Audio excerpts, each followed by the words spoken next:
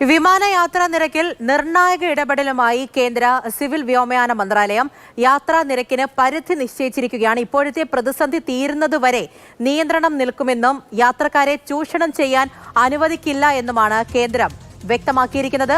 B Balagopal ഡൽഹിയിൽ നിന്ന് വിവരങ്ങളുമായി ചേരുന്നുണ്ട്. ബാലു, ഈ ഒരു ഘട്ടത്തിൽ ഇങ്ങനൊരു ഇടപെടൽ അത് അത്യാവശ്യം തന്നെയായിരുന്നു. എന്തെല്ലാം നിർദ്ദേശങ്ങളാണ് ലഭിക്കുന്നത്?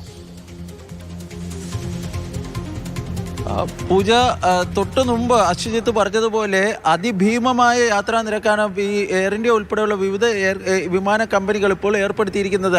ഇതിൽ വ്യാപകമായ തോതിലുള്ള പ്രതിഷേധങ്ങൾ വിവിധ കോണുകളിൽ നിന്ന് ഉയരുകയും ചെയ്തിരുന്നു. ഇതിൻ്റെ പശ്ചാത്തലത്തിലാണ് കേന്ദ്ര സിവിൽ വ്യോമയാന മന്ത്രാലയം ഈ വിഷയത്തിൽ ഇപ്പോൾ അടിയന്തര ഇടപെടൽ നടത്തിയിരിക്കുന്നത്. എല്ലാ വിമാന കമ്പനികൾക്കും സിവിൽ വ്യോമയാന മന്ത്രാലയത്തിൽ നിന്ന് ഒരു കത്ത് അയക്കുകയും ചെയ്തിട്ടുണ്ട്. അതായത് ഈ ഫെയർ ക്യാപ്പ്, ഒരു പരിധി, ഉയർന്ന യാത്രാ നിരക്ക് പരിധി നിശ്ചയിച്ചുകൊണ്ടുള്ള ഒരു അറിയിപ്പാണ് ഇപ്പോൾ നൽകിയിരിക്കുന്നത്. പക്ഷേ അത് എത്രത്തോളമാണ് എന്നതിനെ സംബന്ധിച്ച് ഈ ഔദ്യോഗിക അറിയിപ്പിൽ വ്യക്തമാക്കിയിട്ടില്ല. പക്ഷേ വിമാനയാത്രാ കമ്പനികളോട് പറഞ്ഞിരിക്കുന്നത് ഈ അവസരം മുതലാക്കി, അതായത് ഇപ്പോഴത്തെ ഈ പ്രതിസന്ധി മുതലാക്കി യാത്രക്കാരെ ബുദ്ധിമുട്ടിക്കുന്ന ഒരു തരത്തിലുള്ള നടപടികളും ഈ കമ്പനികളുടെ ഭാഗത്ത് നിന്ന് ഉണ്ടാകാൻ വേണ്ടി പാടില്ല. പ്രത്യേകിച്ച് മുതിർന്ന പൗരന്മാർ, വിദ്യാർത്ഥികൾ, അതുപോലെ തന്നെ ഈ രോഗികൾ, ഇവരുടെയൊക്കെ യാത്രയ്ക്ക് ബുദ്ധിമുട്ടുണ്ടാകുന്ന തരത്തിൽ ഈ യാത്രാ നിരക്ക് അനിയന്ത്രിതമായി കൂട്ടുന്ന ഒരു സാഹചര്യം ഉണ്ടാകരുതെന്നാണ് നിർദ്ദേശിച്ചിരിക്കുന്നത്. ഇപ്പോഴുണ്ടായിരിക്കുന്ന ഈ പ്രതിസന്ധി തീരുന്നത് വരെ ഈ ഫെയർ ക്യാപ്പ് നിലനിൽക്കുമെന്നാണ് ഈ ഔദ്യോഗിക അറിയിപ്പിൽ വ്യക്തമാക്കുകയും ചെയ്തിട്ടുള്ള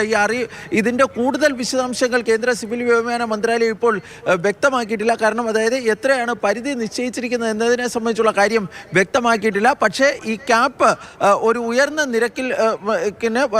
നിരക്ക് സംബന്ധിച്ചുള്ള ഒരു പരിധി നിശ്ചയിച്ചിരിക്കുന്നു എന്നാണ് ഇതിൽ വ്യക്തമാക്കുകയും ചെയ്തിരിക്കുന്നത്.